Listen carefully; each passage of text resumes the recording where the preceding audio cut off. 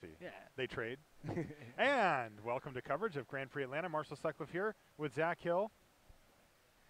Sean McLaren, our PT champion on the left here versus Owen Turtenwald, and we are underway. This is a match for the top 8. Can you believe this? Sean McLaren wins the PT. He top 8's the next GP he plays, and now he's again playing for top 8. He is on a sick heater. McLaren on a heater. Owen Turnwald in his way, and Owen has gone through an unbelievable stack of opposition. He really to has. get the time. I mean, just has not been able to buy a break. And, I mean, a good start from McLaren, good start from Turnwald. We're going to have ourselves a match of magic. Yeah, this is going to be awesome. So, Nixborn Eidolon for Owen Turtenwald to kick things off. And a lowly flitter step Eidolon there for Sean McLaren is just going to play blocking duty, it looks like. Yeah, I mean, that's what you have to think. I mean, unless he's just wanting to clock for one every turn. But, I mean, it's not as though the card has heroic. Not too many ways to suit it up. No, it is a nice recipient of bestow, but you know, at this early stage of the game, that's not really the case. Sean McLaren actually just takes it, so he is not blocking. It looks like he's flitter step Eidoloning for one a turn here. So usually you don't see people trade 2 damage for 1 that often, but he could have plans down the line for that. Well, and I think if he knows anything about Owen's deck, and maybe he does, maybe he doesn't, he knows that Owen is not an aggressive deck. So Owen is not going to win this game by nickel and diming damage. I love Owen's deck. Nothing would make me happier than him 3-0ing with this 4-color Peregrination. I mean, I'd love to know your opinion, Marshall. You did not like Dazani's 3-color base green deck. What do you think about Owen's ultimatums and 5/5s? Well, so I actually kind of like Owen's deck because he has stacked up the top of his deck with really powerful 6 drops, even an 8 drop in there. And he uses Market Festival to get there. And here's Peregrination, sometimes Market Festival. Either way, though, I like going over the top, right? Like, both of the cards that he uses, Peregrination and Market Festival, both fix his mana and also enable him to cast the things by ramping him. And I like that. I think it's an interesting plan. It's one you don't see very often. I mean, in this format. It helps that the stuff he's ramping into, like Fated Retribution, just wipe the board clean. So it doesn't really matter if, you know, his opponents attack him down to like 6, 7 life. I mean, Fated Retribution just wipes the board, as does Boulder Fall a good percentage of the time. So he's able to make up some of that tempo that he loses by just taking so long to cast his spells or committing his early turns to mana ramp. You know, the thing that I really love about Owen's deck is that he has at least 2 copies of Read the Bones in there, and those are the cards that I look for whenever I see a big ramp deck like this. You know, it can be pretty rough to curve out and hit your, you know, your Peregrination and maybe even a Market Festival, and then you just run out of gas. You just don't have, you know, you need to be able to capitalize on using the cards that you use to get to that point by playing stuff that goes way over the top of your opponent. Yeah, that's the other thing that can happen, too, with a ramp deck, is that you draw just all your ramp or all your spells. With Peregrination allowing you to scry 2 copies of Read the Bones, you can make sure that you have the right combination of ramp and spells necessary to put together a cohesive strategy. All right, so here's Sean McLaren pecking away with that flitter step Eidolon and then playing Chorus of the Tides. He used Ray of Dissolution on that Nixborn Eidolon, which I thought is interesting. If he did know Owen's list, he wouldn't have done that because he would know that Owen has multiple Humbler of Mortals in his deck that are a nice target for that Ray of Dissolution. Yeah, I think that's a really good point. I mean, on the other hand, Sean has a Vortex Elemental, is going to get enough mana to kind of actually use it aggressively and take out whatever the first fatty that Owen plays is. Truth. So I can see Sean just not wanting to be hemorrhaging damage since he doesn't really have a great way to deal with it unless he's going to block with a Flitter Step Eidolon, which he's always demonstrated an unwillingness to do. And here's Whitewater Naiads. This was Sean's first pick out of the draft. And he's going to play it and give his Flitter Step Eidolon double unblockable.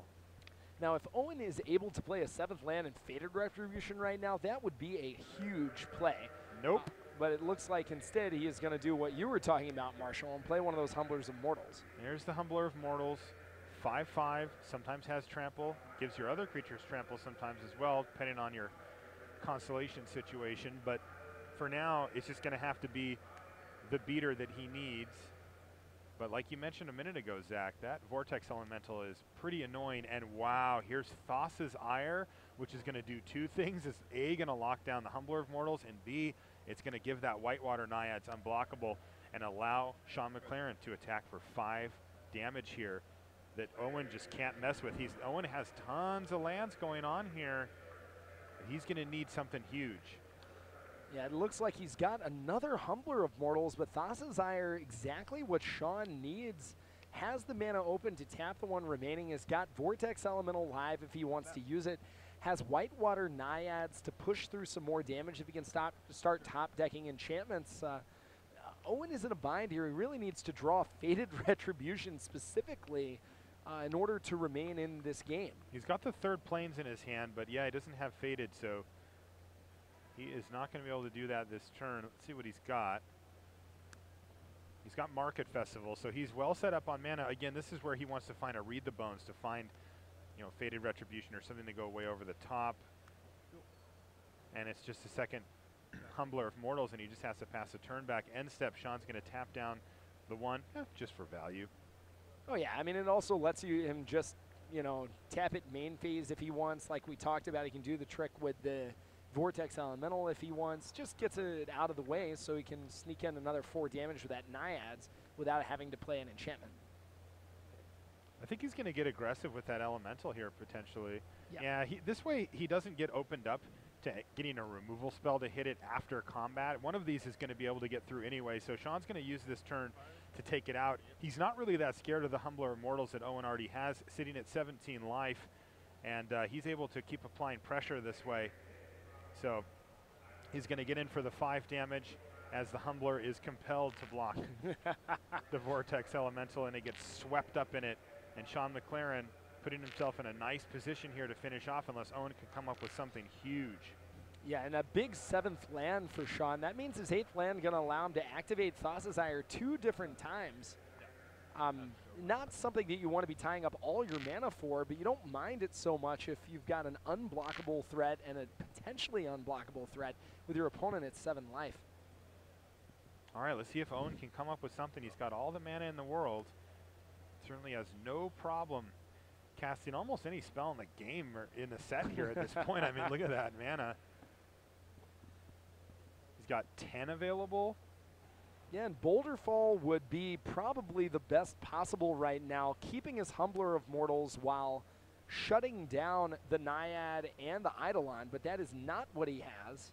He's going to play Guardians of Meletis, which is not what he needs here. Yeah, the card about at its worst when both of your opponent's creatures either are unblockable or can be unblockable. And here it is, Sean McLaren moving in, tapping both creatures with his Thassa's Ire, and putting Owen down to 2 life. What does Owen find? Well, he gets to get in for 5. I mean, these hits do add up quickly. Ah, wow, that's a big one. Huge play, time to feed for Owen Turtenwald is going to gain him 3 life here. Owen still dead in 5 attacks to the Eidolon, and Sean has Ire to lock out Mortals, but that does mean that Owen has 4 more draw steps. And you have to expect the average card quality of one of Owen's draw steps to be superior to Sean's at this stage of the game. I mean, it's Owen that has bomb after bomb after bomb. Yeah, Sean can draw 2 drops here. He can draw, you know, whatever. Eagle of the Watch is pretty good here, though. That's one of those draw steps that was superior to what Owen's likely to draw. That means that Owen, dead in 2 attacks, really needs to produce something. He needs to find Boulder Fall. Yeah, he does. That would be excellent here.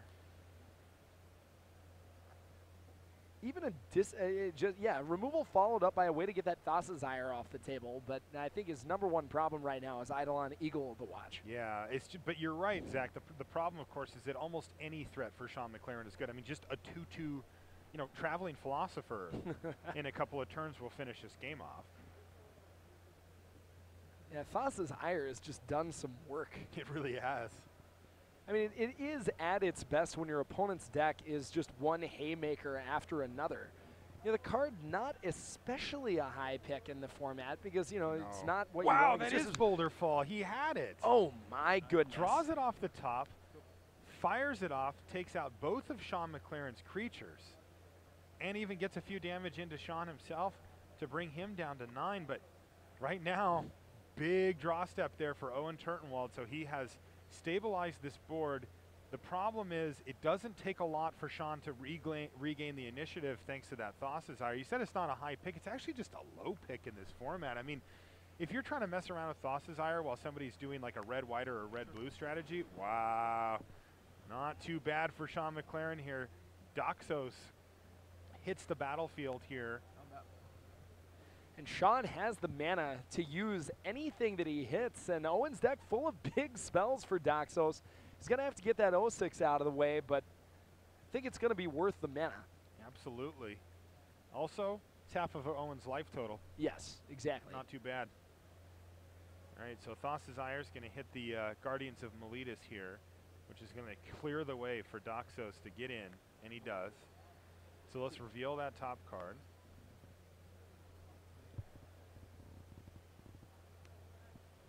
It's a Nyx Weaver. Yeah, and I think you're going to happily gain the 3 life and just keep your 4 mana open to keep activating your Thassa's Ire. I think that's... I mean, he's really forcing Owen Turtenwald to come up with something right now. If this is a land off the top for Owen, then Sean McLaren can go end step, tap a creature, my turn, tap a creature, kill you. And it looks like that's where we're going with it right now. Sean McLaren end step, taps down the Humbler of Mortals, takes his draw step.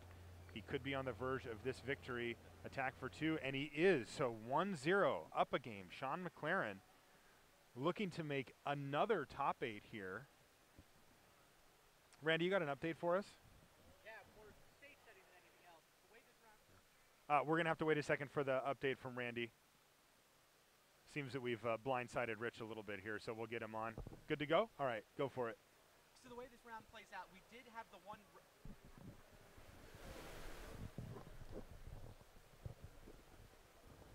Go ahead and give it a Is my try. mic working? I'd love to talk about... All right. There's 6.5 winning ins this round for 6 spots. 6.5, okay. That is the headline, yes. 6.5 winning ins. Vidianta Wijaya actually got pared down, so he's playing against Fabian Lee. That's that one rogue X1 who started out on pod 2. It means that, yeah, we have 2 people into the top 8, Billy Jensen, John Stern. We have 6 clean win and get to X2s plus Vidianta Wijaya. If he wins, means a 7th X2 means somebody misses on tiebreakers. So everybody else is rooting for Fabian Lee to take out Vidianta Wijaya. And Fabian Lee has won a game, but so has Vidi. They're already in game 3. Wow. Thank you, Randy. Let's take a live look in at Tomoharu Saito versus Nathan Holiday. It looks like Saito's already up a game. He's got a Disciple of Deceit on the battlefield there, but he's facing down the 1-2 punch, or maybe it's a 2-3 punch in this case. Return Reveler and Pharika. The 2-3 punch. Sometimes my colleagues are just so smart, and I just don't know what to do with myself. It's interesting. We see a Disciple of Deceit and Return Reveler. In addition to being cutely alliterative, this is sort of reflective of a lot of what we see. I mean, we have just seen games go a lot longer than we're used to seeing in Theros. A lot of 1-3s down where the format was defined by 2-1s. And yeah, Saito's deck, I mean, there's a lot of crazy stuff going on. I mean, Meletis Charlatan, we've seen do bananas things all weekend. And I mean, what I want to see is Saito copy a Sea God's Revenge. Yeah. Bounce a bunch of tokens, maybe? Yeah, There could definitely be a bunch, given that Pharika's on the battlefield. Nothing in the yards yet, though, so we're not quite to that stage of the game. So I'm interested in what Saito's going to do with that Disciple. I'm always relatively reluctant to use the ability because I'm just, essentially discarding a threat, taking another threat out of my deck. A lot of the time, cards in Limited are roughly similar power levels, but I mean, obviously it's a very powerful potential ability, as tutoring tends to be. I wonder what Saito can even go get here, even how you think about how to use this card. Okay, Randy, we got an update? Vidianta Wijaya wins. So we will not have a clean cut. Somebody's going to be disappointed in their tiebreakers 45 minutes from now. Vidi, though, he was happy to see that I'm not his personal curse. I watched him lose a win in Minneapolis from over his shoulder, so he was not happy to see me walk up behind him this time. Broke the curse, though. Vidi he's got great breakers. He should be in the top 8. Okay. We see Thank you for that, Randy. We see the Triton Cavalry be essentially transmuted away for King Makar, the Gold Curse. There's an upgrade. You know, you said that a lot of limited cards for the same casting cost are roughly equivalent, but some do spike up sharply, and King Makar is one of them. Yeah, we've got some pretty powerful rares on the battlefield right now. King Makar threatening to kill a creature every single turn of the game. Of course, Holiday has got some good blockers. He's got 3 powers, so Saito can't just very easily start attacking. But Saito's deck's full of removal, and all it takes is 1 hit from King Makar to potentially just turn this entire game in Saito's favor. It gets ugly very quickly once he starts getting in there. I mean, we're talking about 1 combat trick, 1 anything, 1 Necrobite, 1 Boon of Erebos away from that King Makar just taking over the battlefield if left unchecked. And King Makar exiles the creatures, so Pharika can't even start doing her dirty work. I mean, it's nasty. Yeah. Pretty powerful limited Magic card. He's got the touch. Cute. All right. So passing the turn with 5 mana open, Nathan Holiday represents a lot of tricks, including Lash of the Whip. Gonna make Saito think twice before going all in on King Makar, but Saito grip full of spells, Mileta Charlatan in blue-black. There are a lot of ways to make this combat difficult for Nathan Holiday. I'm just staring at King Makar. If he gets to turn sideways, things get ugly. Things get Nathan bad. Holiday. If he stays back, Holiday's got a much better shot of moving through here. All right, let's head back to our main feature match area. So Owen Mulligan down to 6 cards here. But he is on the play as he lost the first game. Sean McLaren currently ranked 12 on our top 25 pro rankings. Owen Turntenwald is currently 5th in the world. All of the top 5 are here. Not all of them are still alive for top 8. Owen is, though. We see Sean continue to remain aggressive with the Flitter Step Eidolon. Owen, interestingly, looks like he's holding a Nylea's presence, but may have just drawn that Forest to cast Nyxweaver. But again, not a super fast chart from Sean so far. Okay, Randy, what do you got for us? Charlie Murdoch probably not happy to sit down across from a Hall of Famer. Shuhei Nakamura is his opponent in the winning in. Probably wasn't happy to fall down a game and then see Hydra Broodmaster come out of Shuhei's deck. But 1 port to Betrayal later, and they're off to game 3. Wow. I would not be happy either, by the way. As Shuhei looking to get his, 950,000th Grand Prix top 8 this weekend. Yeah, Ornithark hits the graveyard along with a second Forest there for Owen Turntenwald off of the Nyxweaver trigger. And what does he have for a 4-drop? I'm going to say Market Festival. There it is. Market Festival. Now, we saw Luis Scott Vargas aggressively sideboard to be able to deal with Market Festival. I don't know if Sean McLaren is going to have as many. We did see Ray of Dissolution from him in game 1, so it's possible. Yeah, nothing quite as damaging as getting the stars broken by a 2-1, hitting your enchant land and gaining card advantage to boot, but still plenty of answers in blue-white. All right, now this makes a lot of sense. A Flitter Step Eidolon on turn 2 really becomes into clarity when you see the Biden of Thassa from Sean McLaren. It's going to start being a card draw engine for him as well. Oh, and continuing to fill up the graveyard, but also milling some of his more powerful threats. With that, Nyxweaver not really able to do any damage or get through the Omen Speaker, just kind of sitting around milling himself for a while. Was that Desecration Plague? I think so, yes. Wow, not a bad target for it. Take out Biden of Thassa there. So, Owen, happy to get away cleanly at that. I mean, he did get a card off of it, but still, he'll take that all day. Yeah, exactly. When all that's happening with Biden is that it's 2-for-1ing you, you're pretty happy. Not too sad. We do see the Ray of Dissolution on McLaren's side could target the Market Festival if he wants to. Or the Nyxweaver. Or the Nyxweaver. A good point. I like taking out the Market Festival myself. I mean, you saw, Owen Turntenwald played Boulder Fall against you in game 1. Like, you can just blank whole cards out of Owen's hand with that. I also think Owen has missed land drops, meaning that, he really is likely to actually need that mana, but now he's setting up Omen Speaker, getting aggressive, might be able to hit the Nyx Weaver and take out the Market Festival. And Owen's like, sure, man. I'm not blocking. Yeah, I don't even know if Sean has anything, but looking like he's wanting to add to his army. He's going to play with fire. He's going to let Owen Turtenwald untap. He wants to build his board out first. He's going to play Chorus of Tides and pass it back. Read the bones and time of need hitting the bin for Owen, so.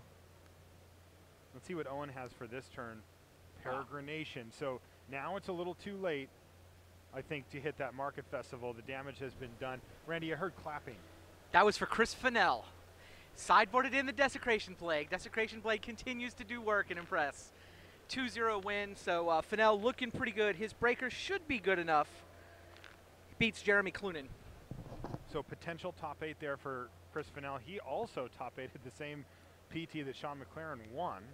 A lot of heaters all around here. Owen Turtenwald on a permanent life heater. Just ask him. Maybe he would use those exact words. He's like, yeah, Marshall, I'm on a life heater. I think he would. He probably would.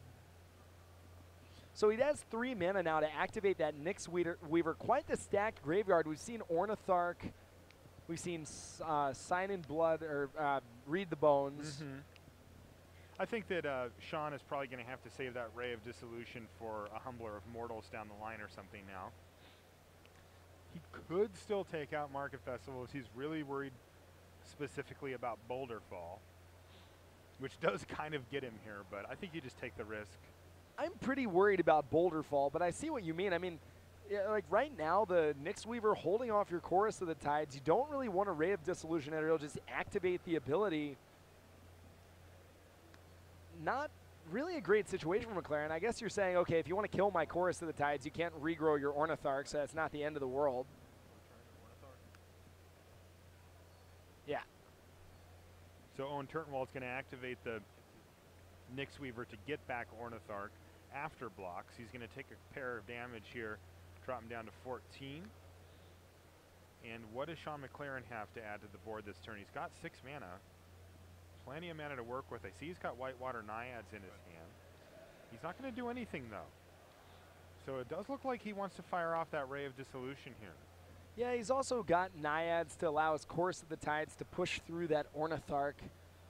Something that could matter. I mean, he could play it ahead of time, but leaving up mana for 2 or 3 tricks, just keeping his options open. And wait, 7 mana? Oh, wow, that's the other thing he's doing, not wanting to develop the board more. Yeah, so jeez. Good play by Sean McLaren, though, one way or another, by keeping one of his key threats in his hand. And Owen's going to fire that one off on the main phase so he can get the double scry activation there. Does he have anything to add to the board? Sort of. Nylea's presence, not bad, just keep it moving. He even draws a Humbler of Mortals off of it. So Sean McLaren actually looking pretty good here, as he's able to immediately put Whitewater Naiads on the battlefield and have a nice little threat going. Pretty sick, sick Nimbus Naiads in his hand, too. That makes it a 6/6, which can get through the 5/5 Ornithark. He's also got, looks like, another combat trick to power through it. So, I mean, Sean really kind of all in on that Whitewater Naiads. Not a bad place to be. Whitewater Naiads proving to be one of the better uncommons from Journey into Nyx.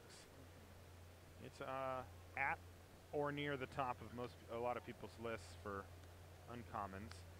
And not too bad there, though, for Owen Turtenwald. He fires off the Humbler of Mortals, but also he's got an activation of that constellation sort of stowed away in the Renowned Weaver. Yep. Renowned Weaver also can chump block the Whitewater Naiads if it's enchanted by Nimbus Naiad, and Sean hasn't played an enchantment that turn. So Sean, you know, the Humbler Immortal is a really juicy target for that Ray of Dissolution, but you might be saving it for the 1/3 Spider and just try to kill your opponent as fast as possible. I definitely like equipping or bestowing Naiad and getting in for 6. It actually is a 2-turn clock, sort of. So right now Owen Turtenwald's on 14. He can get him for 6 here. But Sean's got Battle-Wise Valor in his hand. He just needs to find an opening to get in some enchantment on the battlefield to finish off the game the next turn if he can do it. But for now, take 6, Owen Turtenwald. Remember, Sean McLaren's up a game here. They're playing for probable top 8. There's going to be one person that doesn't make it with the record of the winner of this match, but assuming that their tiebreakers are pretty good, it could be in. Yeah, Owen's got 6 power worth of attackers, Humbler of Mortals, Weaver able to chump block at least once, but Owen's got all the mana in the world. He needs something to do with it. Let's see what he does with it. This is a big turn for Owen. It's Ornithark. And it's a 5-5. Randy, real quick, what's going on out there? Shuhei Nakamura will not be joining this top 8. Charlie Murdoch beats him. Aggro red right draw, Oppressive Rays made it hard to block, Arena Athlete made it hard to block, Portent of Betrayal made it impossible to block. Oof. So bummer for Shuhei. Murdoch has got to be happy to be able to get by Shuhei Nakamura. He has no small feat. So Ornithark does pick up the 2 counters. It's 5-5 with flying. And Sean McLaren has a 6-6 with flying. It is not unblockable. Now you've got to be tempted if you're Owen to double block with the 1-3 in the Ornithark. You know, they the 1-3 Reach Spider from the Renown Weaver? From the Renown Weaver, exactly. But, you know, a lot of tricks Sean could have. I think the play is probably to just chump with the 1-3. But if Sean blows it up with Ray, suddenly you're in a bind. You don't really want to just chump block with Ornithark, but you also don't really want to die to a pump spell. Oh, he's got God's Willing here. Oh, this is just nasty. Sean McLaren with God's Willing, Ray of Dissolution, Battle-Wise Valor in his hand. He can put together any number of tricks that make life absolutely miserable for Owen, all the way to the point that if Owen doesn't block, he just loses. Is that good? Sure. Yuck. So a lot of lines. Sean can give it protection from white, disenchant the 1-3 and pump it to go for the win right now. He could also give her protection from green and threaten Owen to have to, you know, essentially block with the Ornithark or die straight up. I think he gave it protection from green.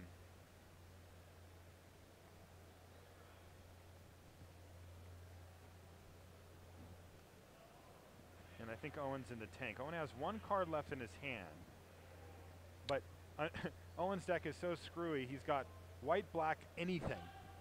And he's proven he could have anything, so Sean McLaren's really going to have to think about whether he wants to move in and go for it here or not. But right now, yeah, Owen decides he's got to block. And he does. He was correct there. Yep, and that's the thing. Sean actually has to get that Ornithark off. If he doesn't end the game that turn and doesn't kill the Ornithark, Owen can actually just crack back for what? Oh, no, I guess he's 1 short with a Ray of Dissolution. I was going to say Owen could deal 15 with Boulder Fall and 2 5/5s, but Ray of Dissolution put Sean just out of range. So Sean decides to kill the Humbler of Mortals on his turn with the Ray of Dissolution. He's going to let the Reach Spider hang around for a turn. There's a Ravenous Lucracota for Owen Turtenwald, not what he wants at this stage of the game. But Owen... So Sean decided to blow up the Humbler, which means that Owen might just get another draw step here. Randy, what's going on? All right, we'll get your mic on in a sec. Let's just keep on the game here. Owen Turtenwald chump blocks, and there's a follow-up play here of Prescient Chimera, and I think we're going to see Sean McLaren finish this thing off in short order. Owen Turtenwald activates his Ravenous Lucracota, makes it huge, but he needs a key draw step here. It's got to be good, Owen. He can't threaten lethal this turn, and he is facing down lethal damage in the air. Lucracota gets in for 5 damage here. Yeah, Lucracota, no Nessian Asp. Without reach, Sean has all the damage in the air right now. What is Owen's last card? And it's a Boulder Fall. It is Boulder Fall, but that is going to do it as Battle-Wise Valor gets him through, and Sean McLaren has put himself in great position for another top 8. This would be his 3rd premier level top 8 in a row. Well, he didn't make top 8 at the Pro Tour last weekend. Oh, sure. Not in a row. Sorry, 3 out of 4. Not bad. 4, yeah. Not in a row. 3 in the last 4. 3 of the last 4, thank you. A fine record. What do you got for us, Randy? Joining him in that top 8 will be Alex Majleton. Majleton defeats Suwang Yim, so he wins his pod, and he has the best breakers in the building, so he's not worried about this tiebreaker sweat at all. Okay, so there's one person who we're assuming is going to be in. Are we going to go over to the other match? We've got Tomohiro Saito versus Nathan Holiday. Holiday has been having a heater of a weekend. He's been in the feature match area all day. A sick deck yesterday. Really masterful play almost anytime we're seeing him. Of course, Saito, one of the all-time greats. Either way, we're going to have a really deserving player in this top 8. All right, looks like this game has gone on forever. Look at those graveyards. And there's Nessie and Demalock there for Tomohiro Saito. So we've got a very well-developed board state here. Both players have plenty of lands. Pharika on the battlefield, and still that Return Reveler just holding down the fort. But it does look like he's under some amount of pressure as Disciple of Deceit and a Lone Nimbus Naiad are getting in, and Nathan Holiday's at a life total which is yet to be determined. He is at a number. He's going to be in 6, actually. Probably an integer. It's a 3, it looks like. So actually he's under a ton of pressure here now. And Pharika might just not be enough. A 2-2 flyer in the air can just sail over and not really care that much about what Pharika's doing down at the ground level. I mean, Saito is at 6. Holiday has got 5 power worth of attackers, so if he can remove the blocker and cast a pump spell, it's going to be his game. He has Underworld Cerberus stuck in his hand, and he draws a mountain. It's a little too late, though, right? 1, 2, 3, 4, 5. That's 6 mana symbols. That red mana symbol does not turn Pharika on to force through damage. I mean, I guess that would still only be 5, though, so I just almost there for Nathan, but not quite. Underworld Cerberus, a big dog, but I don't know how high it can reach up into the air. Man, he's 1 mana symbol away from getting Pharika online, but that's going to do it. Tomohiro Saito, look at how happy he is. He has put himself also in position for top 8. So the reason I keep saying that instead of saying in the top 8 is because we actually had 7 players, 7 matches playing for 6 spots in the top 8, and that was because Vidianto Ajayi was paired down. He won, though. Welcome back to the booth, guys. Marshall Segoff here with Zach Hill. He won, though. So now we've got 7 players for 6 slots. So one of the players at the same record that Saito is in, at the same record that Sean McLaren's in, is not going to make it in. Yeah, every player playing for their chance at top 8. Really good odds, obviously, to be able to make it. But yeah, there's going to be one very, very disappointed person. You know, 9th place. All things considered, 9th out of 1,300 players, obviously not too bad. No. But top 8 is what you're that's what you're going for. And it's really brutal when you have the same record as all the other people that made the top 8, or most of them, and you're the one that doesn't make it. That is it's a hard.